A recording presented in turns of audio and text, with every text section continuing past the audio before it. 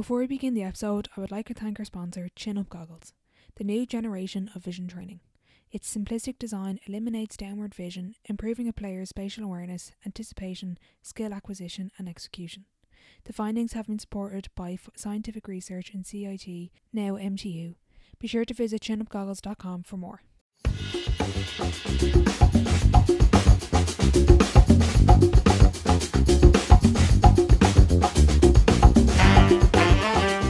Welcome back to the Sideline Live podcast. You can follow us over on Twitter and Instagram at the Sideline Live. We'd love to hear from you. On episode 80, I'm delighted to be joined by the Clare Senior Ladies Football Manager and founder of iGAA, Coach Evan Talty. Just a quick note, this episode was recorded a number of weeks before the relegation playoff, and this episode we discuss all things coaching, what it's like to be an Intercounty manager, and so much more.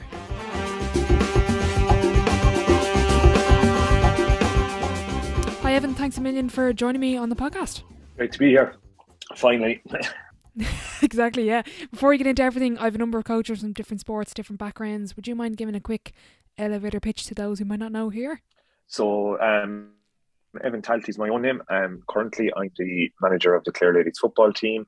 My own club is Kilmurry Ibricken GA club here in West Clare. Still currently playing. Last year, I'd say, and I'd have won 9 county championships, senior championships with my club here, and 2 Munster clubs, and we got to an All-Ireland final in 2009, which was a great journey for a small rural club. And I would have played with the Clare's men's senior football team for a number of years as well. At what stage in your career did you realise you wanted to coach? When did that kind of start to pique your interest? I would say probably really towards the latter stages of it. When I got to maybe probably literally 3 or 4 years ago, it kind of sparked my interest a small bit. And we would have done a bit with our underage teams here in Kilmurry. And to be honest, my uncle, Patrick Murray, he's his name, but he would have coached all our teams in schools up along, and probably was the catalyst for all the success our club had. And he asked me to get involved with one of the teams he was involved with. And from kind of being coached by him for years, to be able to go back and coach with him was something that I really enjoyed, and never thought what was in. I was fascinated about seeing it from the other side, because as a player, you're really just, you turn up, you're told to train is you turn up to train and you eat a bit of grub and you go home. But seeing the work behind the scenes and the frustrations, and that really kind of tickled my fancy a bit, and it kind of grew from there. Okay, very good. Well, during your career, I know you're still playing, but what was the best advice you received from a coach? Is there anything that just stands out for you? Do you know what's really interesting is that now when I can look back, I would have always said, no matter what, the coach was the issue. So for me, looking back now, it was like, and looking at it from a manager's point of view rather than a player's point of view, you can see a lot more clearly that, you know, what the managers and the coaches are telling you to take on board, you should be taking on board. But when you're a player, you're always just looking from a selfish point of view, and you're looking at, why am I playing, or I didn't get enough scores, or why did he take me off? And it's always someone else's fault. But I suppose, like a couple of managers, I would have always reacted well personally to managers who would have given me confidence, rather than managers who needed to give me the kick up the arse. And that's kind of the lad who tells you you're playing great, even though you might not be. Eventually, kind of your confidence gets filled up, and you can play. I think anyone that's playing with a bit of confidence, and only listening to a podcast there with Darren McCurry earlier, it really hit home for me that if you don't have confidence, you can't express yourself, and you're not going to be able to get the most out of yourself as a player. Is there anyone outside of Andy that you would look to for guidance as a coach? I suppose when you're starting as a coach, you might rely on a lot of other people, but even as a manager, do you ever speak to people outside the group to kind of bounce ideas off, get some feedback, kind of see what they think? There isn't a coach that I don't know, that I don't speak to regularly, and I mean, there's a lot of experienced coaches, as I said earlier. I know Mick from his time at Kilmurry, and look, probably the most successful ladies football manager of all time. So again, anyone who Alan Malloy from Galway, another successful coach with Knockmore, his two daughters play with Galway, brilliant man as well.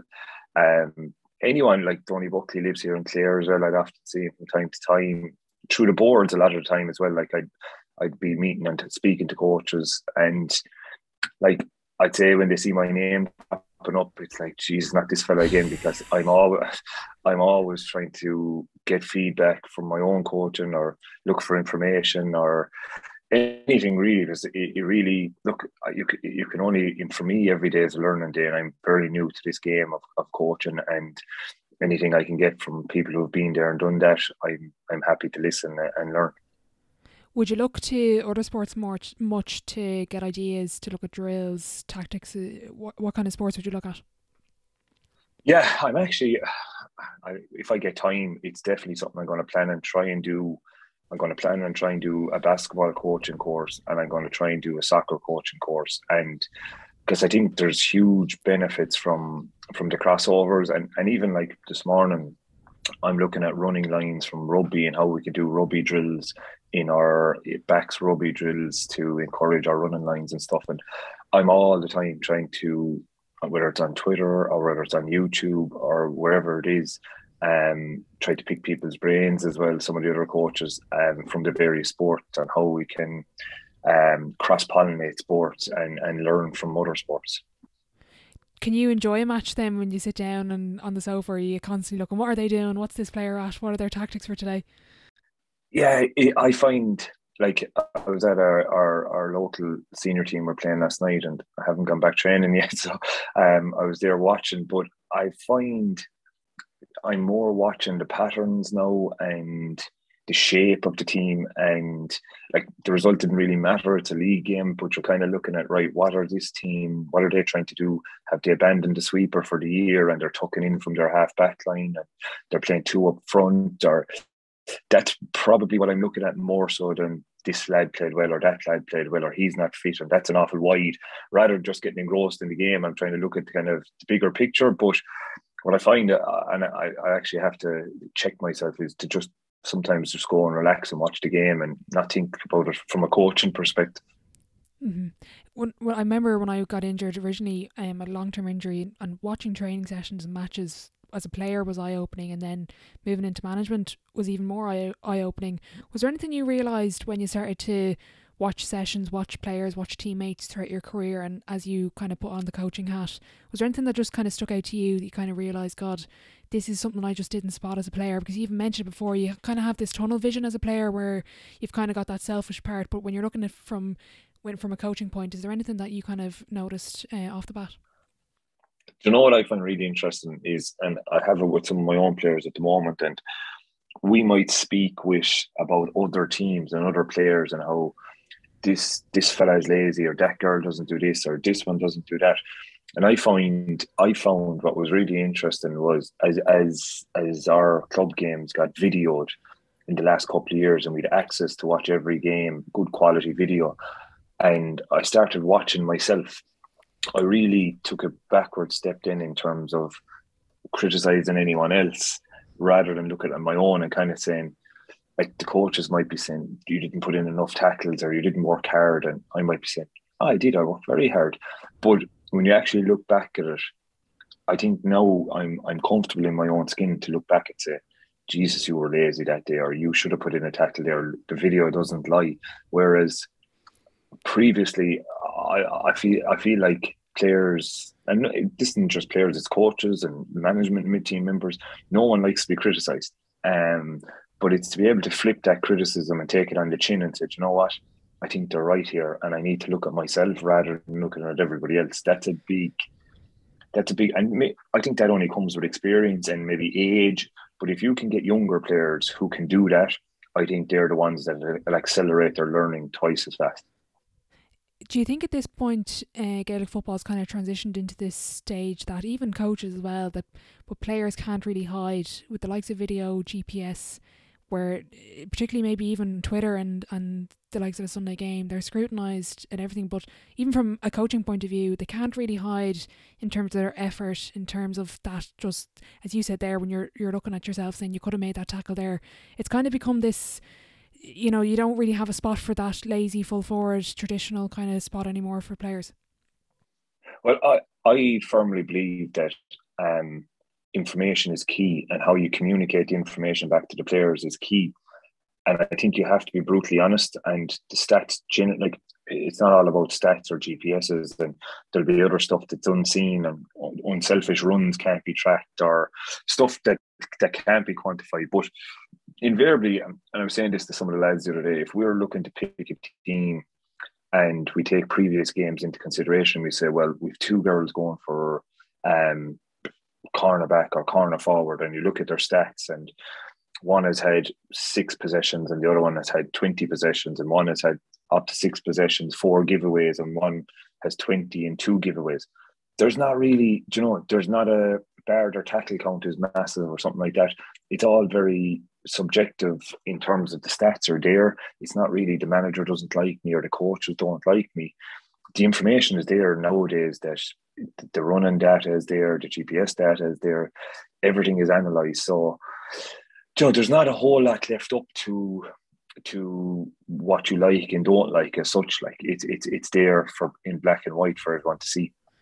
How often do you use that information with players or with the squad? How often would you use the likes of stats? I don't know if you use a GPS. Yeah, we've all GPSs.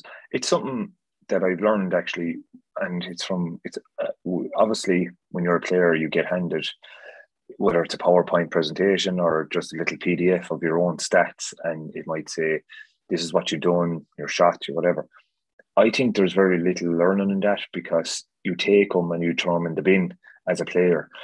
But I think if you actually do your own stats, and the players are forced to actually watch the game back, get a pen and paper, count their possessions, count how many times they turned over the ball, count how many tackles they had, count how many shots they had, they have an unbelievable understanding after that of the actual game itself. And that's something that I've probably learned along the way in talking to other people, is that I was genuinely spending 2 to 3 hours a week on lovely presentations, and we have a brilliant analyst, Orna McKenna, from Meet, and produces top class dashboards, and we were kind of like, and it's something that I spoke to one of the guys in the IRFU high performance unit around that.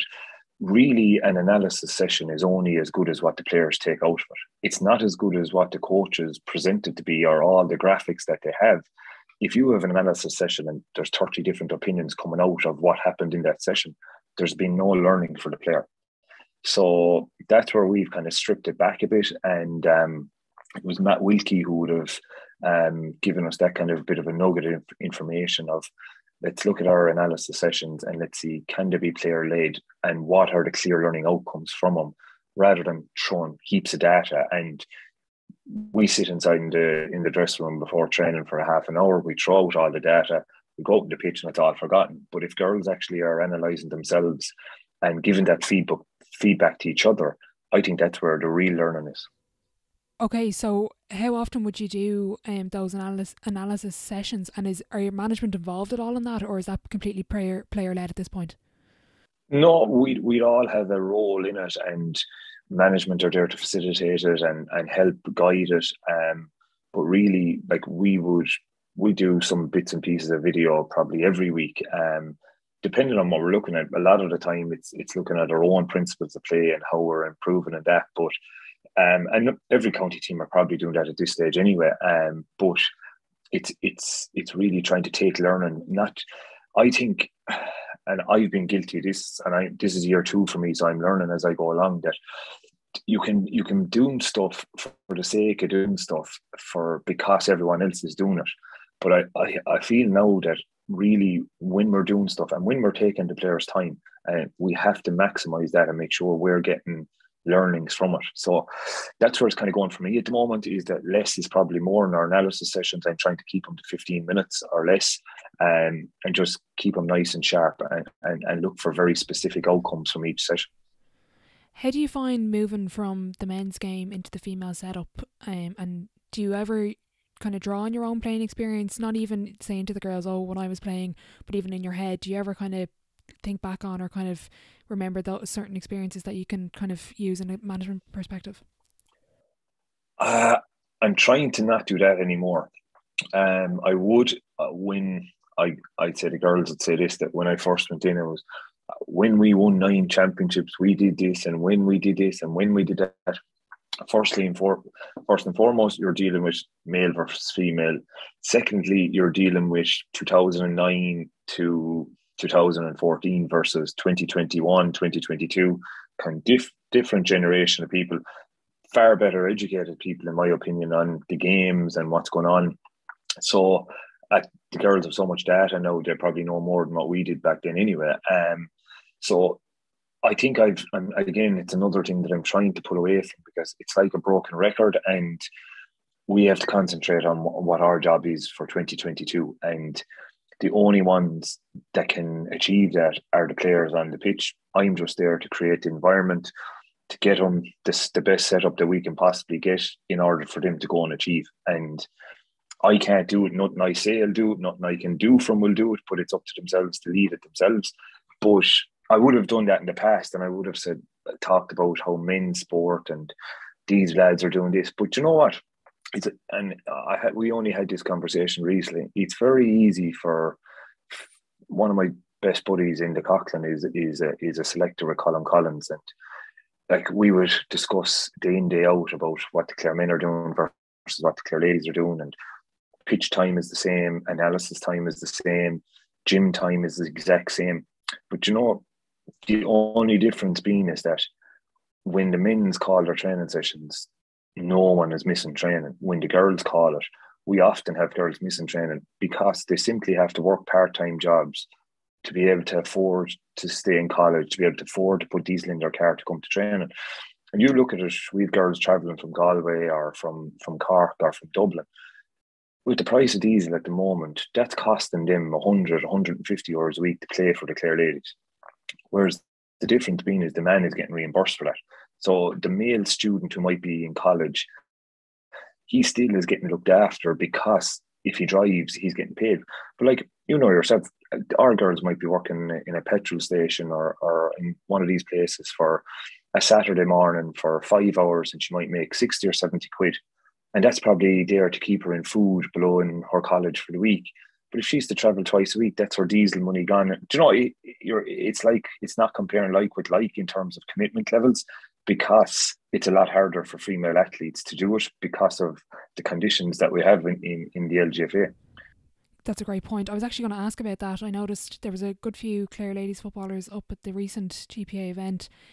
What's it like as a manager trying to balance everything outside of the pitch? Because there's so much there as an intercounty manager, particularly you say from the ladies' side, where there hasn't been all the support that the men's have gotten. I think things have changed. I think there's still room to grow, as you said. But what's it like trying to balance everything else outside of the pitch while it's still within the football setting? I'm finding that it's a constant battle with myself on a weekly basis to figure out what's commitment, what's not commitment, what's required to be successful at intercounty, what's a successful intercounty life balance. And that's where I think it's really hard to compare. I think if we judge, yes, we're coming under the one body, yes, we're looking for equal playing rights, equal privileges, but it still is hard to judge in that we can't get away from the fact that a man is probably getting 65 cents a mile for every time he travels, and a girl is getting nothing. And that has a huge impact on commitment. And then you have to look at this, right? And I said this to the lads, the colleges 2 weeks ago or last week might have had their rag weeks, right? And I'm dealing with, my average age is probably a 19 or a 20-year-old, where the majority of the panel is made up from. Most of them are either third years or second years in college. They've been cooped up on Zoom for 2 years with no social outlet, in a room, at home.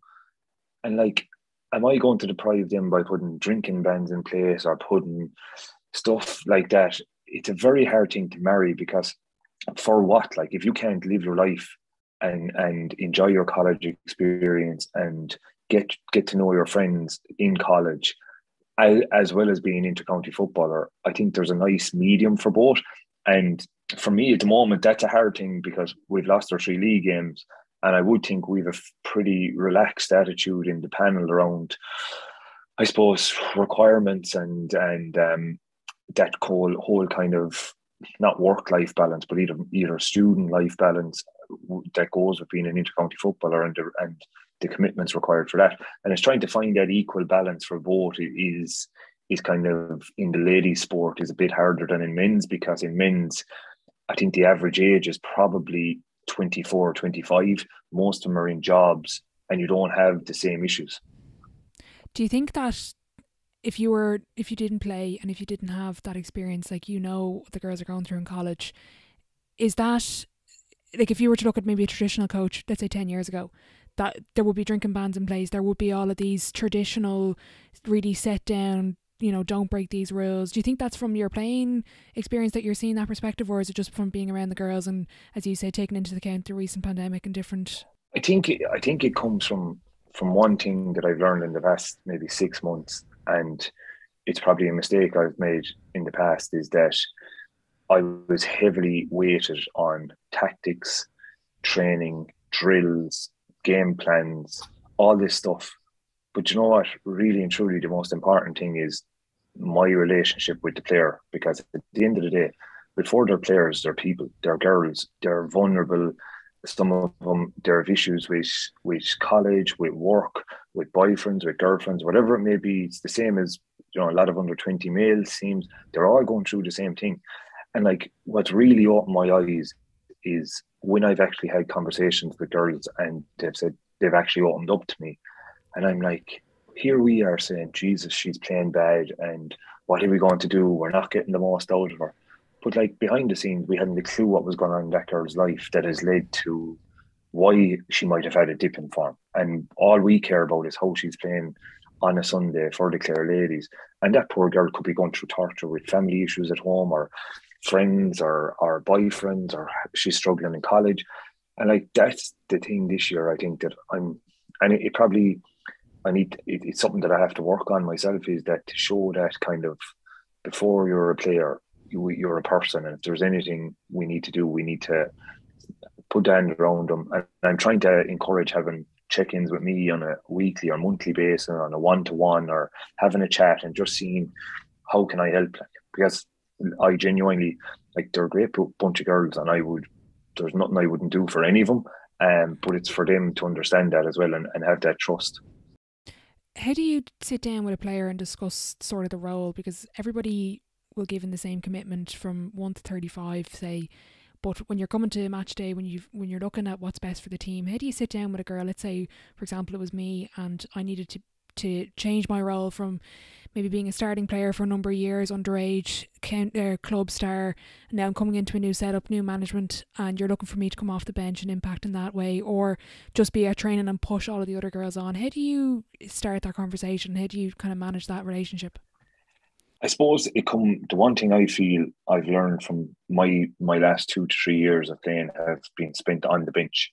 And I think it's that kind of, where I would feel that where I've maybe been, where subs get frustrated is from lack of communication. And if what I will always try and do is, if I feel that there's girls not getting much game time, first of all, we try and give them as much game time. We've used 31 players in the National League, and we try and give everyone game time where we can. But what I would say is that open lines of communication, that you're playing today, you're not playing the next day. Tell them why they're not playing. And they mightn't like it, they won't agree with it. And if they're a sub and they're happy to be a sub, I'd have an issue with them, because no one should be happy to be a sub. But the one thing you have to do is take it on the chin, and probably, but by showing them and saying, you started this game, I'm not starting you because I need another girl to come in to do a very specific job on a certain player. I'm dropping you because I need, your fitness isn't up to what's required, and we need an impact from the bench, or whatever. It doesn't matter. But you have to be open. And always leave that line of communication open, that if a girl is frustrated, don't let it build up for 3, 4, 5 weeks and get boil in your stomach over it and anger and turn into vindictiveness. Get it out. Have it out with me. Give it to me between the two eyes. Tell me what you think, and we'll trash it out. And at least then, if you do nothing else, you have the steam got off your chest and you can move on. How do you balance the risk and reward when you're picking, let's say, the 15, or when you're picking a panel? How do you try balance the two of them there? Because you're trying to, let's say you're trying to win a game, you know, you might look at a number of different options. How do you balance that risk and reward? That's a hard one. That's like, we probably played every National League game last year minus 3 or 4 players, because we were trying to manage them. There were dual players playing soccer and camogie of a Saturday, and they were playing football on a Sunday, and the girls wanted to play.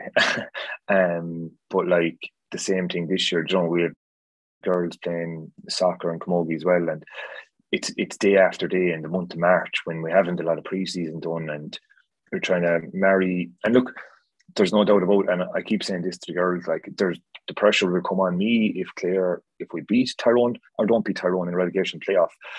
And the pressure will come on and say, oh, they got relegated and everything is bad. But it's not. It's a process. We're building the Clare Ladies, and I keep saying this to the girls, will be judged on whether they win the All-Ireland or not. Whether we stay up in the league or don't stay up in the league is irrelevant. Really and truly, it's a number. Division 3, Division 2, there's 2 intermediate teams in Division 2. There's the rest of intermediate in Division 3 we're playing against their own level. So that's not the issue. It's trying to, when results aren't going your way, to stick to the process and believe in the plan and not get too down out of it and take the positives out of it. That's where I feel there's huge learning in that as well for the players, because no one likes to lose. And winning is a habit, and but look, what we're trying to do with the Clare Ladies is build a squad for an assault on the All-Ireland series in whatever it is, it's in June. But you can't, and I said this to a couple of lads there after the Tipperary game, because we brought on a lot of subs when we were up and this kind of thing. But like, I cannot look 27 or 35 girls in the eye and expect them to train for me for 6-7 months and sit on the bench every single day without getting a chance. And you never know what they can do unless you throw them in games like that in the melting pot and give them their chance. And some will flourish and some won't. But the one thing I would say is, from my own experience as being a sub and not getting a chance, is that's where frustration comes. If you give people a chance and they don't take it, you can be open and honest about it. But unless you do, you can play all the challenge games and all the training in the world. You can't be competitive games to see what people are made of. Mm-hmm. You mentioned on the webinar with Valerie and Mick about bringing a team together and finding out what makes them tick. How do you do that at the beginning with a new team, with a new squad that you don't know very well? You don't know their personalities, you don't know even their footballing traits and their tendencies. How do you bring them together and find out their different individualities? You know, I'd like to talk to our county managers about this, or any managers, but I did speak to DJ Collins about this, and he would have felt that the weekend was the making of that UL team. Because they were a young team that hadn't played together much and really became women that weekend and stood up and took on the role and took on the mantle and kicked on and won the Connor Cup. And the reason being, a lot of it is, I suppose, with our girls, we haven't actually sat down after training yet and had a meal together, or all the stuff that you would have done pre-COVID hasn't come back. And the bonding and the camaraderie and the crack, that all happens in that 15 minutes after training, where you're getting your bit of food and you're slagging and you're having a laugh. That's where relationships are built. And with COVID, we haven't had the time to do that. We've had Zoom meetings, or when you're at the pitch and you're training. But we found that maybe in the collective gym sessions, you have a bit more time to kind of have a chat and get to know each other. But that's where, and you see the likes of the me team that are on a journey. It's them girls who are going for coffees together and who have got to know each other over a 3 or 4 year period and been on the journey, had some wins, had some bonding nights out. That's where you create that atmosphere and that vibe. And we had that with Kilmurray when we won Munster clubs. We were having the time of our lives. We were best friends. We all went out together. We travelled together. We went to each other's houses to watch matches, whether it be rugby or soccer. And then you have that little bit, that's them extra couple of percent that you're missing then when it's coming down and you're level with 10 minutes to go. When you have that bit of camaraderie about you, you always feel like you're going to get over the line. Mm-hmm. How did you go about selecting your management team? What did you look for when you were surrounding yourself with your own management group? It's probably something that I'm, again, from talking to Matt Wilkie about this, is how do I manage my management? And that's equally as important as how I manage the players. Because what are our roles on match days? What do I do on a match day? So we'll plan out what the girls do every 5 minutes, from the minute they get on the team bus to the minute they do the warm-up, down to the 2 minutes before the final whistle blows. And often then it's chaos between the management because no one knows what to do. Who's picking up the cones? Who's laying out the jerseys? And like the first thing I did is I brought probably the first two people I would have approached in my management team were two girls to come in on board as the FLOs, because we needed the girls to have someone they could trust. We needed to have that. I think if it's an all-male environment, it's not a good thing, because the girls need to have that friendly figure there that can be the go-between between me and the player. And I wanted to have someone who could be honest and not just yes people, and someone who would really be, and the girls have trust in them to know that if there's an issue, she has my back. So them two girls were absolutely a must before, and they had nothing to do with football. It was them two had to be, and both of them are very knowledgeable around the game, but it was more about being that, creating the environment where the girls could feel that they had someone to trust. And then after that, it was, you look at kind of what are my weaknesses. So, and if whatever my weaknesses are, I have to get people in the management team who can be better than me in them areas. And, you know, we would have gone after my assistant manager, and I would have known of him, and, you know, unbelievable man to organise and have everything ready, have everything done, have everything planned. And that's not good. That's where I'm poor at. And then you're looking at your coaching team, and you're looking at, do they fit the philosophy? So I'm into games-based approaches. And then when you're talking to your coaches, do they agree? Are they drills? And if they are, even though you might get on, well, we're not going to get on the pitch, so they have to be similar. And you're looking at an S&C coach, then goalkeeping coach, physio, again, and it's all about relationships. You know, you can have the best people in the world, but if you don't, you are going to have to live in their ear for the next year, speaking a couple of times a week. So it's really important that you actually like each other and will get on with each other, and the personalities will match as much as the knowledge will match. Do you think the role of an intercounty manager is now more about managing relationships and people rather than actually football? 120%. I'm just an organizer now. It's probably not my favorite thing to do. Probably when I finish this role, will I be a manager again? I'm not so sure, because and I knew I knew what was coming, because the guy who was there before me, James, would have told me to do the exact same thing. I like coaching. I like getting on the pitch, rolling up the sleeves, getting the whistle and going. But probably the hours, like I probably put 40 hours a week into the Clare Ladies. Probably too much from a work point of view. But and speaking to other coaches, like, and the likes of Andy, like it's just totally and utterly life consuming. Whether it's ladies football nowadays, it doesn't matter what level it is of ladies or men's. At intercounty level, if you're a manager, you're doing 40 hours a week. And if you're not, you're probably behind, because you just can't keep everything going. You're trying to deal, like, you play on a Sunday. To give you an example of a typical week for an intercounty manager, you play on Sunday and you play your match, you get your bus home, depending on where it may be, you'll arrive home late at night. You'll probably watch the match. you would get up Monday morning and you would probably discuss it. The coaches probably will have it watched. You'll be on the WhatsApp groups discussing things. You look at the plan for the week. You'll try and see where are my pitches. Have I my pitches booked? Have I my physio booked? Have I so you're looking at training, send out the text to the coaching team. And what you're looking at then is who you're playing next week. So we're looking for our own analysis to be done. You're talking to your analysis person on Monday. What were the stats of the game? And then you're looking at who we play next. How did they get on? Have we 3 or 4 videos of them that we need to watch? Then you go and do a bit of work on your Monday, and you pick it up again on Monday night with maybe a Zoom with the management team to pull all that together. Tuesday, then you're probably training and you're trying to get a presentation together about what we did well the previous week and who we're playing the next week, along with the session plan. Wednesday, you probably have a gym session. Thursday is an off day, but for the manager, it's planning for the weekend. Where are we playing? Have we got food organised? Have we got the hotel organised? Do we need to get a bus, or are girls going to drive? And that's Thursday kind of spent planning the logistics of that. Friday is training again.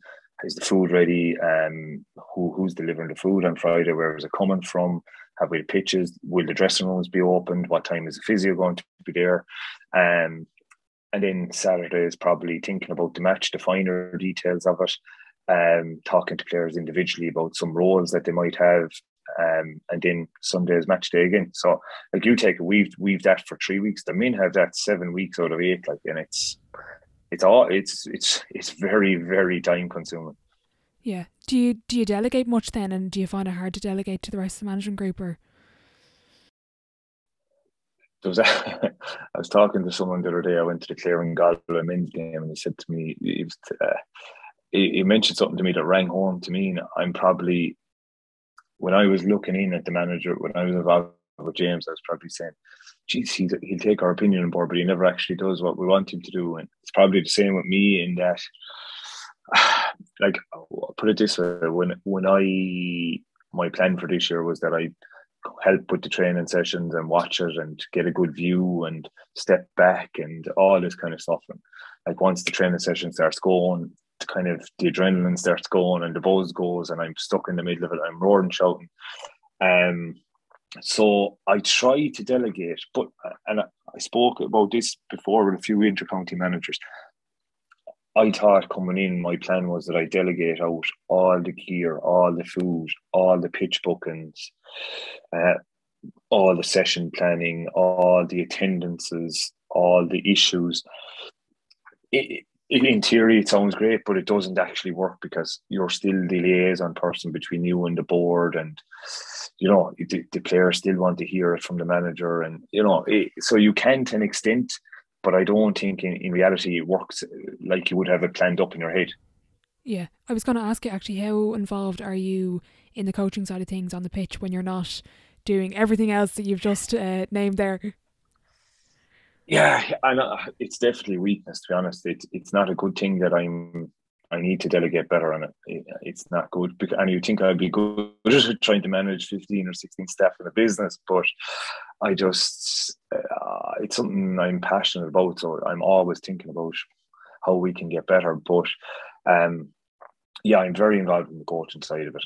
I'd have the boys probably to a fault, I'd probably have a very clear plan of how we want to play the game this year, and we would have sat down as a management group in November and discussed, we conceded 21 goals in 9 games or in 6 games last year, so it doesn't take a rocket scientist to learn where we had to fix, but it's trying to come up with and it's something I would have heard Paul Kinnerk speak about, your big rocks, and you add smaller rocks onto your big rocks as you go along. But it's as a younger coach and probably a novice coach, for me, it's listening to these lads and saying, right, if we have a plan for 2 months, no matter what happens on the pitch results wise, we stick to that plan. Because if we keep reacting to every time we play a game when something small goes wrong, we're going to end up chasing our tail. So we have to we set out a clear plan from now until May, how we want to play the game, how we're going to achieve it. Results aren't going our way at the moment, but I still think for us internally, we're on track. If you look at how many goals we've conceded this year versus the same stage last year, we've improved defensively. Now we need to just add it on the other end of the pitch, but we've not done on that. So it's kind of coming up with a clear, and it's something through Paul that you would have looked at, is how do I want to play in June? And when I know that, how do I build my plan backwards? Instead of just rocking up in November and saying, right, today we're going to do this, you have to have an in game in sight and work back from that. And everything is planned from there on out. And at the moment, let's say, take this scenario for example, you're in the middle of the league, you've got a relegation coming up. At this point in the season, obviously this answer will change throughout, but do you focus more on your strengths or weaknesses when you have a big game coming up? It's interesting. We've been looking at ourselves, and we've been looking at within the group of what are we doing well, because it'd be unfair of me to say to some players, you're doing that badly, you should be better at that, you shouldn't be doing that, when we've spent a couple of months working on certain things. But so we can't be hypocritical and then criticise about other stuff that we've no work done on. So I can't say to the girls, you're not fit, because we have no fitness work done all year. And our block of fitness should be coming in, because of the All-Ireland series being in May. You can't get fit in January for the league and get fit again in, so you have to periodise your training schedule. So there's certain stuff like that you have to realise, and the girls have to know, we're on a journey here. Here's what we've been working on. Let's analyse that principle of play. Has that been good? Yes. Has it been good? No. How do we get better at it and move on? But you can't look at attacking, defending, kick-outs, sidelines, shot accuracy. You can't look at 20 things and criticise all of them if they're not going well, if you haven't worked on them at training. So, yeah, to answer your question, we've been, we will criticise certain things that might be relevant to what we've been working on, but if we haven't done anything on it, it's not fair to have a go unless they've been told any different. In the game at the moment, this become nearly a staple question. What do you see as the most underrated or overlooked skill in the game? So I'm going to say what drives me absolutely insane in ladies football is the tackle. Because I couldn't tell you how, I can't coach them how to tackle, because I don't know what's acceptable and what's not. And most times when I get a chance, I have the subscription to the LGFA pass, and I watch all the senior games. And the so-called, I presume the top refs in the LGFA's eyes get the top games, and they're ref to me how they should be refed, in terms of there's a bit of physicality in it. You can't ask girls to go to the gym 2 or 3 times a week and then not have a non-contact sport, So, and some of the refs are letting that bit go, and it's like watching the games between the Armads or the Meets or the Dublins, and they're really intense, hard physical games of football, and it's hard. Like, the best compliment I could play to the ladies' game is I watched Dublin and Meet on TG Cahir 2 weeks ago. That was probably the first 15 minutes of that game was probably the best game of ladies football I've ever seen, even though it was 1 point apiece. The standard of that game in terms of work rate, tackling, intensity was off the charts. And we didn't go down and we play some games and you touch someone or you do this or that and it's free. So it's very hard to, it's a skill. Tackling is a skill, the same as everything else. But in ladies, it's very hard to for the players to have confidence in it when every ref has a different opinion on what to tackle and what's not. Yeah, that was actually something I discussed the other day with a guest, and it's, as you said, I referenced the Dublin and Meath game, and I thought it was the best advertisement we've had for ladies football, because there was a flow to the game, whereas I played a club match, and this is not a shot at referees at all. They have the rule book, it's in the rule book as that what they have to call, but when you're stopping the game every minute, and that's no joke, every minute, because you've touched somebody, it is the most frustrating thing as a player and as a coach to see, because then you can't get into swinging things as a player, then you can't implement your game plan as a manager. And the other thing, as coaches are getting clever, we all can recognise in ladies football that when you run straight at someone and if they leave their chest out and you knock them over, it's a free the other way. I saw Donegal play Cork last year in the ladies football. Donegal got 4 points from frees from their defenders, just standing, or the forward just standing in front of the Cork defenders, and the Cork defender trying to run out with the ball, knocked over, free over the bar. And like that to me is very annoying because there's actually nothing you can do if, so it is a tough one as well. So it's another part of the ladies game that's different to the men. That's hard to, I suppose, to manage and to technique of it. But look, I'd also say this. I think, particularly Dublin, and while Meath are their Ireland champions, they're their Ireland because they're probably the hardest working team. They had the best system. I still think from watching the games, the skill levels of the Dublin lady footballers is absolutely incredible. I watched the Dublin game. They played Cork in a double header. Before the Dubs men, I think, played Armagh or someone like that in an awful day above Croke Park. And the handling in them conditions in Croke Park of the Dublin ladies was absolutely phenomenal. One, the kick passing, the hand passing, everything was just so good. And like ladies football is an unbelievable game to watch at the moment, because particularly in the higher levels, because there's less it's not as cynical as men, and it's more attacking. It's just they've taken it to another level, in my opinion. From a coaching and from a management perspective, what do you think is the most important skill or attribute that managers need at the moment?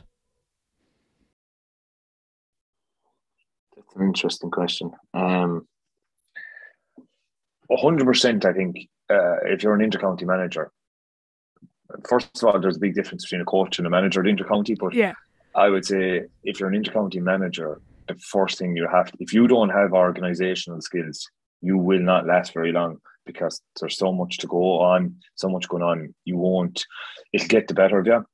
And the other side of it, I think, and it's something I'm trying to work on, is I'm 36 years of age at the moment and managing a lot of girls that are 19 or 20.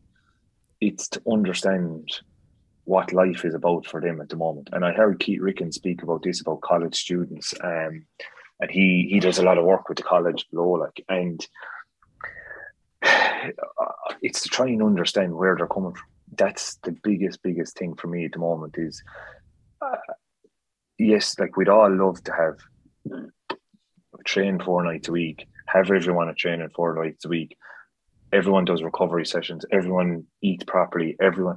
In reality, that doesn't happen, but it's trying to, how can we get the most out of them?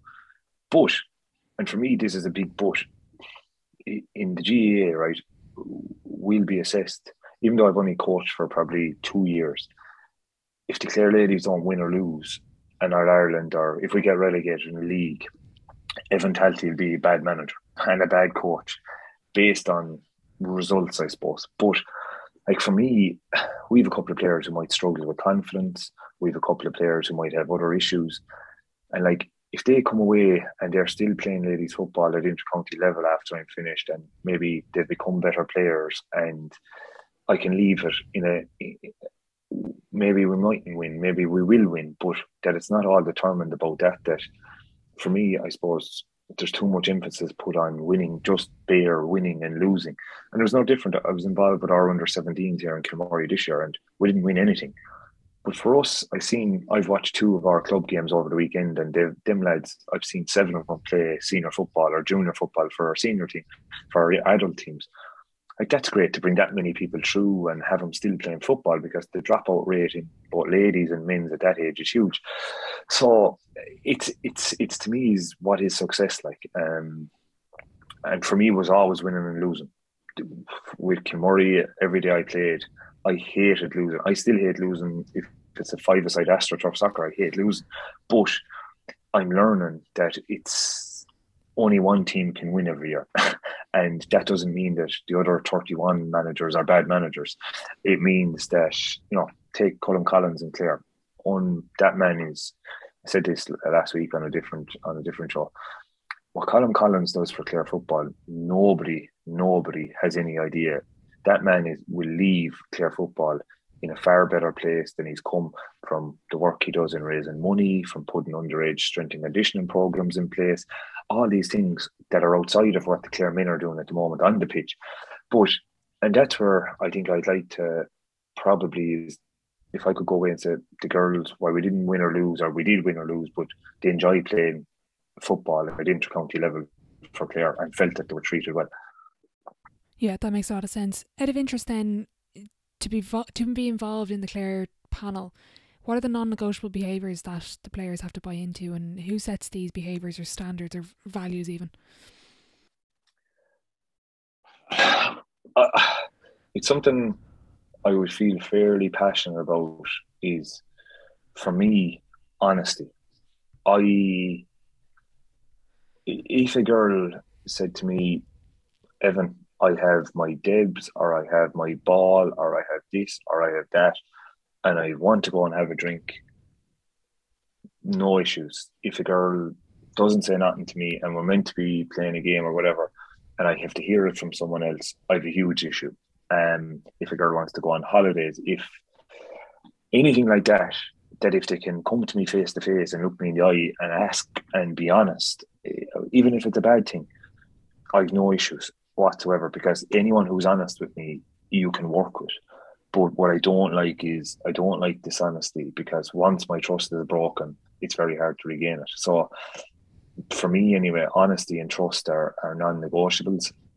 And after that, we can work with a lot of things. You know, there'll be other bumps along the road, but I think if you have that as a platform, and that's something I'd like to instill into the group, is that, you know, be honest. There's a lot of times where, you know, I did it myself as a player. I fucking pouring rain of a Wednesday night and the Champions League is on and I want to watch Man United. And the easiest thing in the world to do is to go out my phone and text the manager and say, I'm sick. Do you know, it's that type of honesty that, look, I don't know any team that have won anything by taking the shortcuts in the easy way. There's no one. Every team that has ever won, it's normally the team who works the hardest. And for me, I said this to the girls this morning, I said, if we can look ourselves in the eye and tell ourselves within the group that we're the hardest working ladies intermediate team in the country, win, lose or draw, I'll be happy. But if we go away and we get beat a point or two and we took shortcuts, that to me, that'll irk me, and it's unfinished business.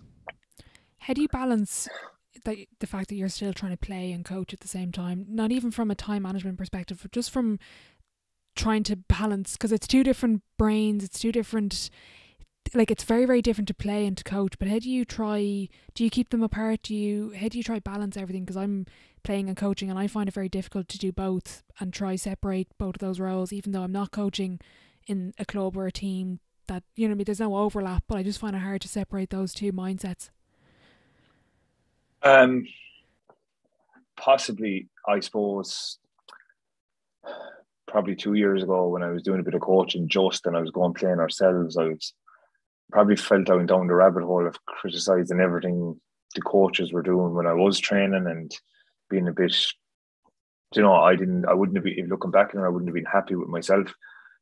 And now, particularly last year, do you know what? I loved going training. I look forward to going training, because for me to go to training and only have to put on my boots and put on my gloves and walk down the road to the pitch and walk in and train and go home, like, Jesus, that is so that's like it's like therapy for me, because I don't have to think about anything. I can talk to the lads, I can have a chat, and there's no organising needed. Someone else is doing all that work. So, and that's why, look, I probably, the desire is probably going as you get older, and like normally this time of the year as the league starts, I'd be, you know, the itch would be there and stuff. It's not there yet at the moment, but and I'm probably, the more out of shape you get, the harder it is. The more, I did a bit of running with the girls this morning. I'm still crippled, but it's yeah, they were slagging me because normally I was well able to keep up to them, but I was under pressure this morning. So yeah, I love, Jesus, like, and someone said that to me before. They're like, whatever you do, stay playing for as long as you can. Whatever it may be. I'm up for a meeting on Wednesday to get regraded to junior, just so if I'm not good enough to make the seniors and I don't get much game time, for me, it's all about playing football now. At this age, I've been there, I've done that.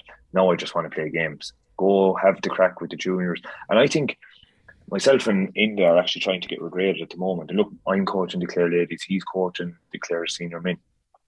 But I think we've a responsibility as older players now to go back and give a year or two to our junior team where we're going to have probably 10, 18 and 19-year-olds playing. And if we can pass some of what we have on to them, they're the next crop of young lads coming up to play senior for Kilmurray. And it's easy, it'd be unselfish. I think it'd be selfish for us to walk away now and just say, look, we've had our time, it's your time. I think we need to, the older lads, the Adrian O'Dwyers and the Johnny Daly's and these did this for us when we were that age. And I think for them, we need to do that. If you were to go into that dressing room tomorrow with the junior footballers that are 18, 19, what would you hope to instill in them? What do you think they need to learn at this age, and what you were taught at that age as well? Yeah, because I had most of these last year, and I said it to them at the time, and I would have felt their application to training wasn't good enough. And I kept telling them, when you get to play senior next year and you're in with us training, if you train like this, you'll be booted out the door, because it's like we had the time of our lives playing football with Kilmurray, and I still love going back because the crack we have before training, after training is unbelievable. I tell you, when that ball is thrown in at training and we're playing a game, you could be your best friend, but you'll puck him and you'll pull his jersey and you'll do whatever you have to do. And you know what?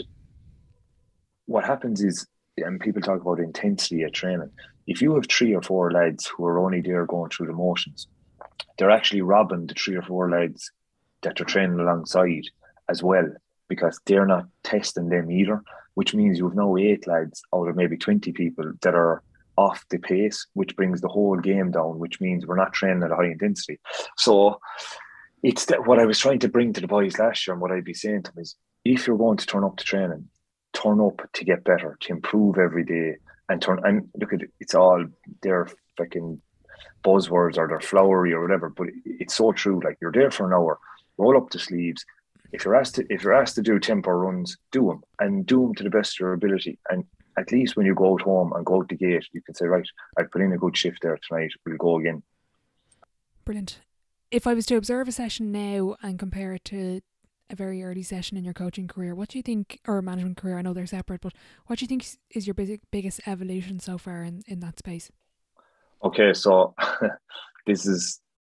I looked at my session planning from 2 years ago when James might ask me to do a session here or there. My God, they were brutal, absolutely brutal. And even last year to an extent. And genuinely, what I'd have done is I'd have got on to Colm Nally's YouTube channel. I'd have got on to Kieran Deely's website. I'd have got on to Game Sense Coach, and I'd have a subscription for everything going the road. And I'd have watched the videos and seen, that's nice.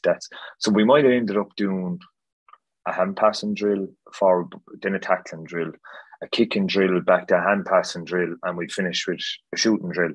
But they all looked lovely, and I had all my cones let out. And you know what? I thought it was great. Like, I thought I'm the best coach ever here. Like, but they were shocking. Like, because the drills were great. Like, but the players were learning nothing. Like, absolutely nothing. So what I have learned is teaming my sessions. So scaffolding my sessions.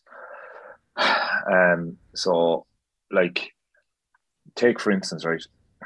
You want to work on your defending.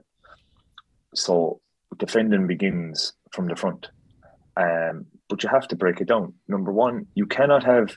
Donny Buckley taught me this before, and it was the greatest thing I've ever heard, because, like a novice, I was going in and I said, I want to do this system and that system and the other system. He said, sure.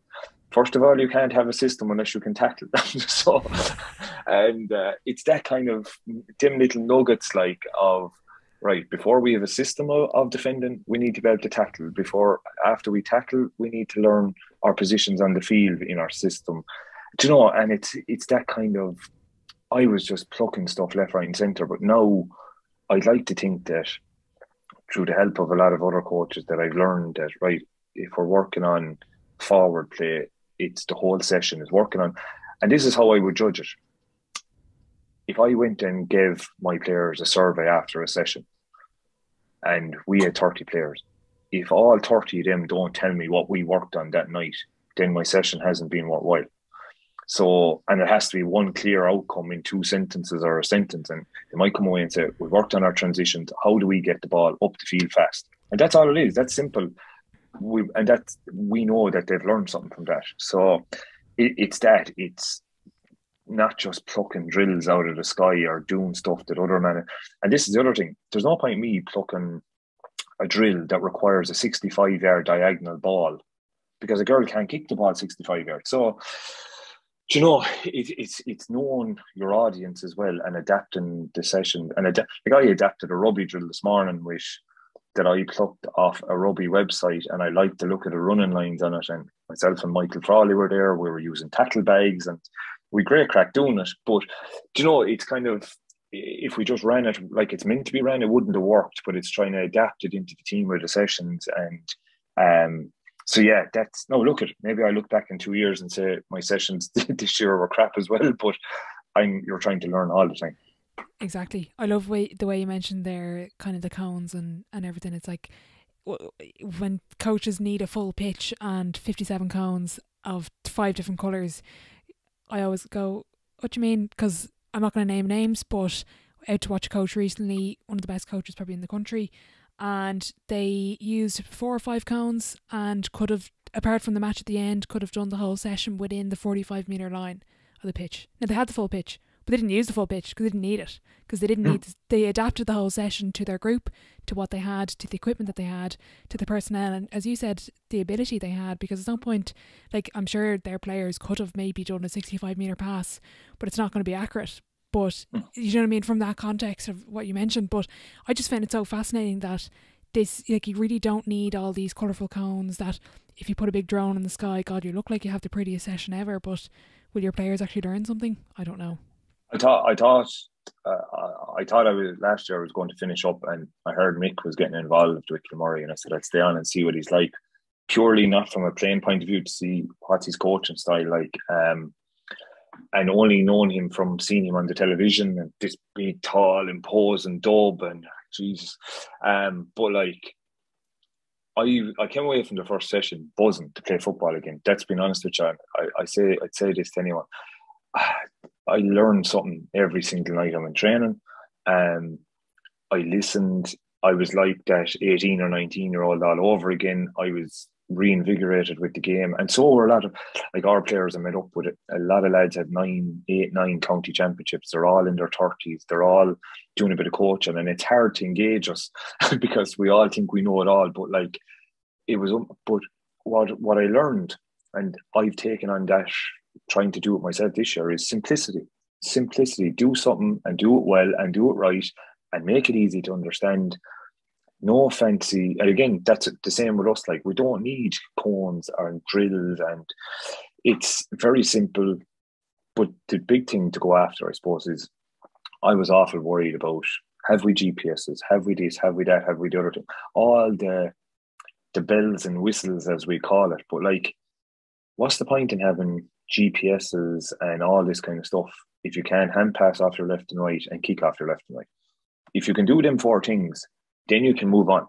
But like, what good is the GPS unless you can do both? Like, that's something that I would have taken as well. So there's huge, like, for me, I learn literally honestly every single session, and I would do a reflection piece after every session.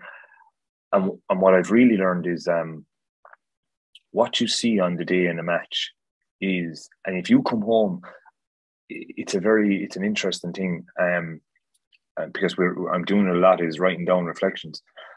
I would come home from a match, like we played Tipperary, and I came home and I was very bullish on what I seen and who I thought played well and who I thought played bad, and I wrote them all down. And I didn't watch the video for 2 days because I knew we'd no game coming. I watched it on the Wednesday, and I wrote down my piece after watching it. And a lot of the stuff didn't. And do you know what? When you're a manager or a coach on the sideline, and it's been proven through, I suppose, research and data, is that the things that happen when your heart rate is at its highest that tend to be the things that you remember. So you could form an opinion on a player of how good or bad she played very based on one or two critical things at critical times. But for the rest of the game, you mightn't have been looking at what she was doing at all. Like, so that's kind of, that reflective piece is very good in that if you can take your emotion out of it afterwards and sit down and give feedback, when the tension and the emotion is heightened. And that's why I think team talks and after match talks and stuff are not really that appropriate, because it's emotion rather than actual, I suppose, pure analysis that you're given. That's actually something that came up with a basketball coach, was he said he doesn't do a post-game talk with the guys in the dressing room. He doesn't go near them because it's all that emotion. That's really interesting. You do that reflection piece at the end of every session. What do you look to kind of reflect on? Is there a specific structure you follow? Is there, what do you kind of note down? It's something that we're doing in the I'm doing the Masters in Applied Sports Coaching at the moment in UL. Like, so these are a lot of these things, stuff like my reflection. I would reflect on all our sessions. I'd reflect on my interactions with players, because I always think I'm right. So, but when I reflect, I'm not right a lot of the time. So it's been able to actually reflect on my own performance, and it's probably the biggest learning I've had. It was funny because we got a new physio in there a couple of weeks ago, and we played Kerry, and it was with all that furore that went down with Kerry over the game being called off, tensions were going to be high, and there was loads of stuff going on off the ball, and manager, the Kerry lads and our lads were up and down, and your man said to me afterwards, "Geez, I must compliment you. You're really calm on the sideline there." And I was like, I had to mentally prepare for this game for about 2 hours today, I said, or else I'd be inside in the middle of it. Because it happened to me in club games throughout the year where I was involved, and it happened to me last year where I was put outside the gate when we played for Mana. And like, that to me is of no, but if I'm roaring and I'm getting involved with referees and I'm getting put out, that's a bad thing for the girls to see. Like, and I have to try and learn and reflect and get, no matter, it's like one of our forwards kicking frees or missing frees, that to them is their learning, is to get better, and my learning is my behaviours on the sideline, my interactions with referees, that kind of stuff. So that's where I would reflect back a lot on certain things and certain incidents, and like, yeah, there is a structure. Like, there's if you Google, like, there is reflections for coaches and practices, the John's technique, or reflection happens everywhere. Reflection happens in the car going home. Do you write down a couple of notes in your phone? It can happen through a formal method of a pen and paper. A couple of days later, there's templates out there for reflective practice. So it's actually something I'm trying to do 6,000 words by the 24th of March on at the moment, is reflective practice. So, yeah. I can't believe you're doing the Masters as well, on top of everything else that we've already discussed. Out of interest, is there anything in particular you've found really beneficial from the Masters? Can you just attribute maybe a couple of things you found? Everything. It's unbelievable. It's like, we've had access to the best, the likes of that guy I spoke about, Matt Wilkie. We've had access to Dave Passmore from Irish Hockey. Paul Kinnerk was on with us. Shawnee O'Donnell from the Limerick Hurlers was on with us about analysis. And like, for me, and I don't know, and this is maybe for anyone who's listening, it's interesting that every one of my analysis sessions was picking out stuff that people did wrong and showing them what they did wrong. And it was interesting, Shawnee said like that the actual theory and the science behind this is that if you're turning over, giving the ball away, or running into the tackle all the time, and you go in Tuesday night and you show them 8 instances of it where they ran into the tackle, the likelihood is, scientifically, that they're going to do it even more because the brain actually doesn't differentiate between the good and bad. It just is, it remembers the tackle.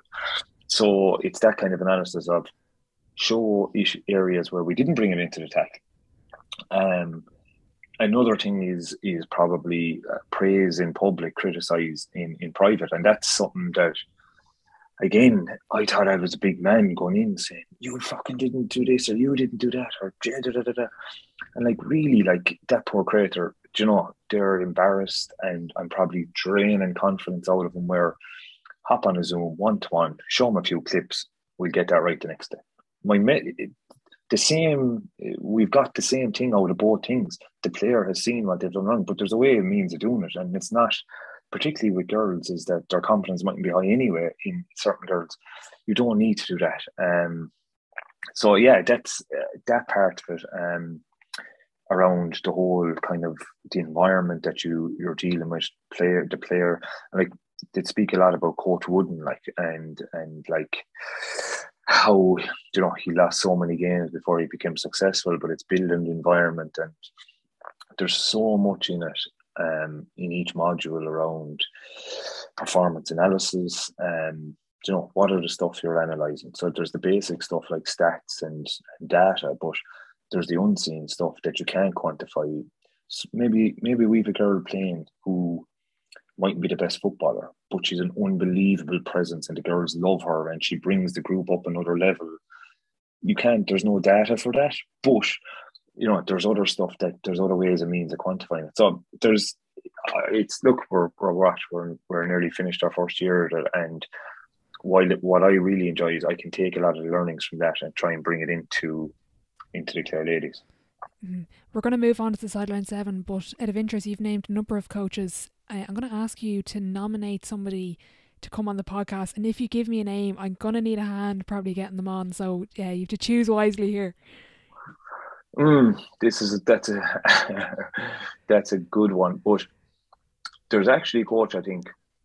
Look, there's loads of coaches out there that are high profile, and it might be great, but look, I actually think from this podcast, and what I like about it, a lot of it is that it's pure coaching. So like, it's not a lot of the people you get on isn't just, I've won 10 All-Ireland, I'm a brilliant manager. It's more the whole, and it's from the Masters, is that whole ethos on coaching. And and I think there's a guy up in Donegal, he's Luke Barrett is his name, but he's coaching underage teams up there. But I think it'd be really interesting to hear from him around. He's the manager of the Donegal under-17 male footballers. But what they're doing up there is phenomenal stuff around. They're almost taking it to the next level in terms of, it's like the academies in England where they're feeding the kids, they're helping them with homework. It's really interesting. I've seen a couple of bits online. Yeah, even I think they have a Twitter account or an Instagram account for the academy, and they put a lot of their stuff up, and I was like, that's actually really interesting. And his name has actually popped up a couple of times, so I'm going to get onto him. That's a really good suggestion, actually. I'll hook you up with him. Brilliant. I'm going to move on to Sideline 7. It's the same 7 questions at the end of every episode. You've listened to the podcast, so I'm expecting some pretty spectacular answers here, Evan. Question 1, what is your favourite quote? So I had these wrote in my notes. I'm just going to flick over here. Yeah, no problem.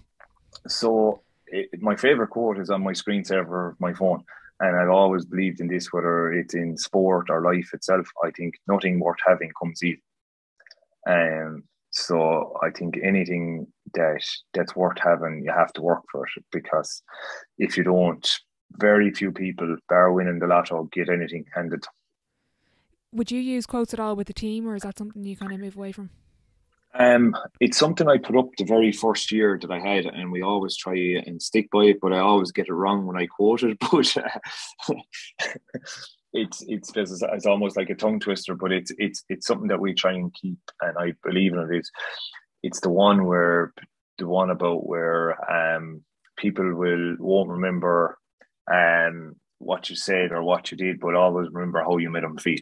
And I think that one is particularly poignant in ladies football, because in a male-dominated sport, I think it's very easy to put people down, and it's very easy to expect things that are probably not realistic. So I think that's one where I'd like our girls, particularly our players, between themselves, is to stick to that. Brilliant. Question 2, what's the best sporting event you've been to? And you can pick one as a player/coach and one as a fan.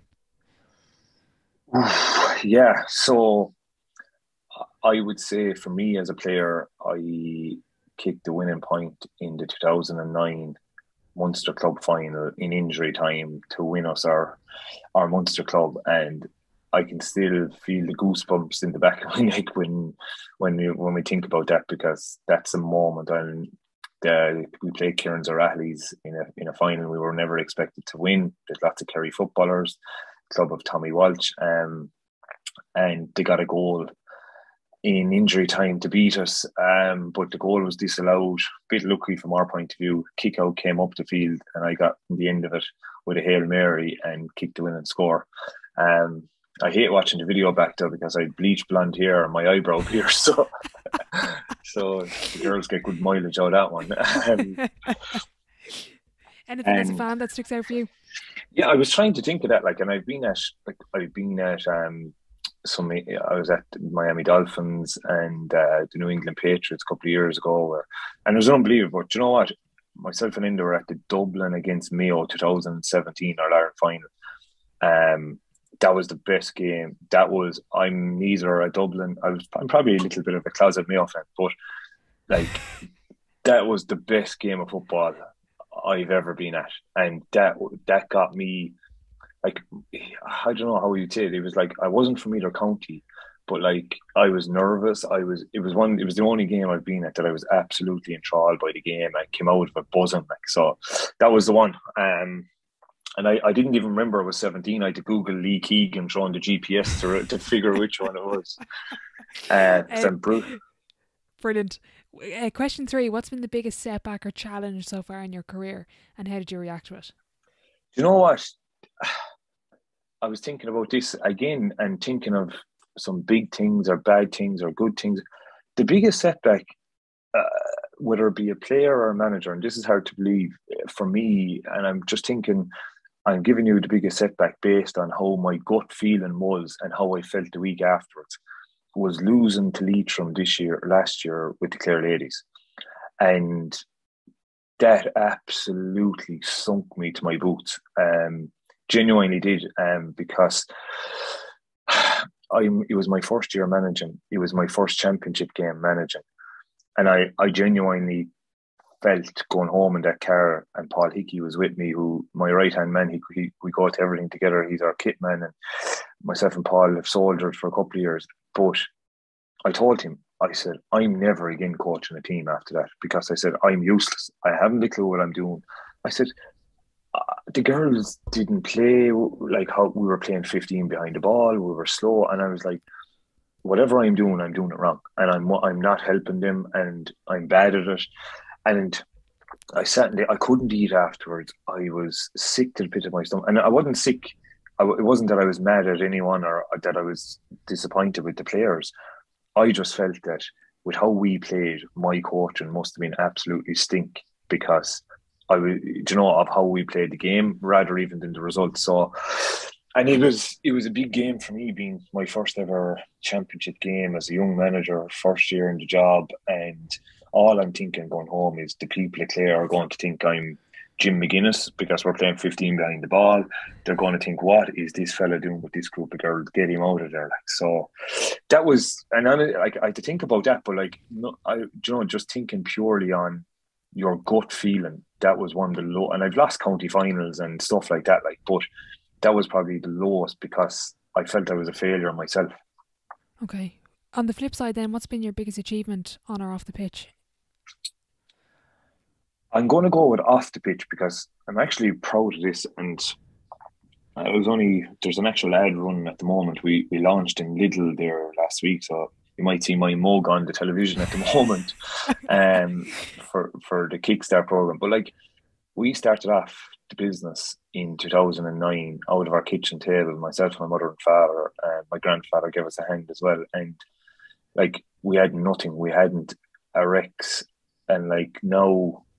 Last year was our first year. We turned over €1 million in a year, and we're exporting to 40 countries. And the one thing I love every day going to work, because everyone that's there is local. They're all, some of the lads play football with me. They're all family.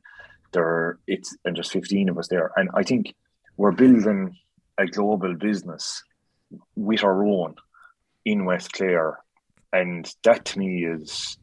I had to sit back and think about it, but geez, it's really, I'm proud of that. And it's not off, we wouldn't give ourselves a whole lot of praise about it, but it is a nice feeling to know that we've done something for the community and for the area, and hopefully it'll be there for years to come. Brilliant. Looking back, what advice would you give your 18-year-old self?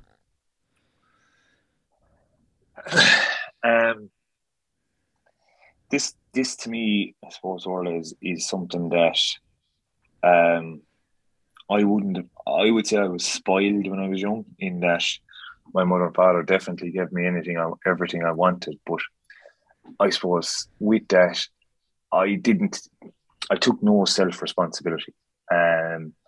So like I probably genuinely didn't grow up until I was 30. And the reason being is that I was still living in that bubble, or that everything that went wrong was someone else's fault. Everything I done wasn't my fault, and I just had no self responsibility in life. Everything was handed to me. If it wasn't handed, I didn't work hard for it. When I was going to college, most of my friends might have had a part-time job. I'd be, ma'am, can I have 50 euros here? All of that stuff. And that's just down to pure personal self-responsibility. And that's one thing I genuinely think the current generation, and only I'm going through a lot of girls that I know, like they are phenomenal, absolutely phenomenal, in that they're so far ahead of where I was when I was their age, in terms of how mature they are, how much self-responsibility they have compared to what I had when I was that age. So while I think the modern teenager or millennial, or whatever you want to call them, the 22, 20, they get a lot of flack for, they're stuck in their phones and the PlayStations and all that. But I think they are very mature, and they're able to make out in the world. Whereas, Jesus, when I was 18, I was hardly, I was not self-sufficient at all. Whereas I think a lot of them now are far better at that. Brilliant. Question 6, who would be your dream dinner guest and why? And you can open up the table to a couple of people if you want. I only had a conversation with him on Tuesday, and again, I go back to this. Again, I thought of the usual, where people throw out the Tiger Woodses and all these famous people that you haven't a clue what they're like as a person, but they're cool and they're sports stars. But no, I have Andy Moran down, and without licking his arse too much, we've been trying to catch up for a cup of coffee with bloody 3 months, like, and we can't get up to each other or down to each other. And I've wrote down 3 words: passion, enthusiasm, and infectious. And that to me is what sums Andy up, because I think, like, I was on the phone to him the other day, and he kept me on hold for 2 minutes talking to an active retirement group, and he knew every one of them. And it's that bubbliness and like, you know yourself, you probably listened to the football pod when he was on it, and like, he just brightens up your day.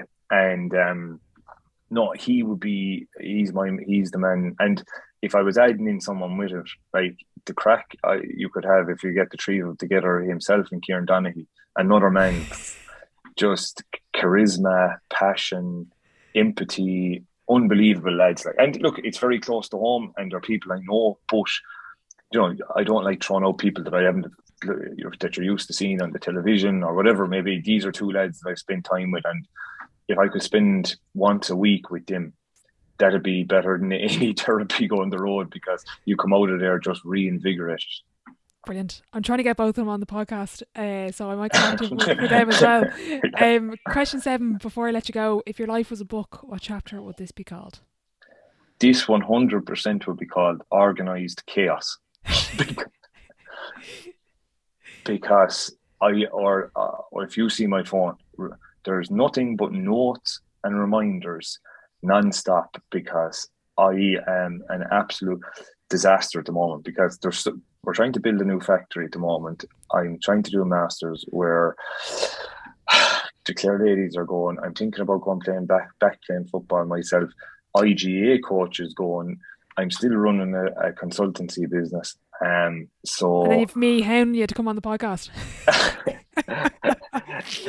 But like, my screen time on my phone is 9 hours a day. That's my screen time, which is absolutely shocking. But what I've actually started to do, to be honest with you, with the last week or two, is I'm trying to get up at 6 o'clock in the morning and put on my AirPods and listen to a podcast and go for a walk. And that's, because I find that I actually need to switch off a bit, because my head is so fried from so much going on. We actually invested in a new app for the Clare Ladies to try and help with it, because I'm such a disaster. And it's called Kairos, which it's a communication app. for players and messages. So it's kind of taken away from WhatsApp, but all our everything we do is organised through this, whether it's your physio bookings, whether it's the players' attendance, it's their GPSs, it's their data. So everything is in one place, and that's kind of making it Evan proof. So instead of me texting into the group 100 times a day when I'm forgetting everything, it's this kind of takes all that out of it. So yeah, organised chaos right now, and it'll be like that until the end of the year, but hopefully it'll be all worthwhile. Brilliant. I actually meant to mention it earlier. For any of the listeners, would you mind giving us a bit of an insight into what iGAA Coach is and what the aim was setting it up? So iGAA Coach is a digital tactics board. It's roughly the size of an A3 page, and it's meant to fit like on your hand.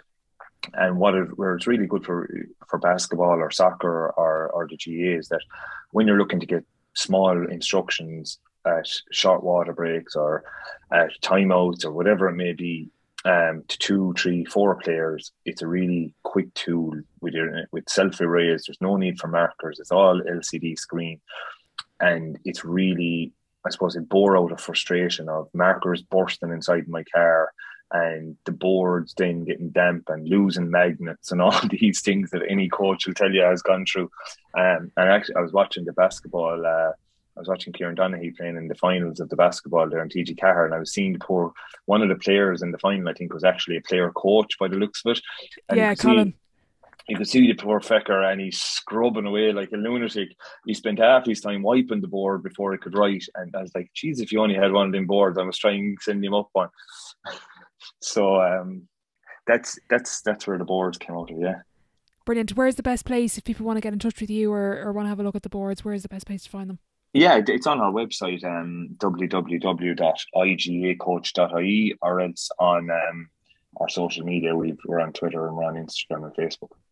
Brilliant. I'll be sure to link everything in the description box below. Evan, best of luck with everything on and off the pitch. Sounds like you have a lot going on. But thanks a million for making the time and for coming on the podcast. Cheers, Orla. Thank you. A massive thank you to Evan for joining me on the podcast today. I hope you got something from the episode. I'll be sure to leave all of his social media links in the description box below. If you are enjoying the podcast, don't forget to leave a rating and a review over on Spotify and Apple Podcasts, as it does help the show grow. We have a number of fantastic episodes lined up over the next couple of weeks, so be sure to hit subscribe and follow our social media channels so you don't miss out.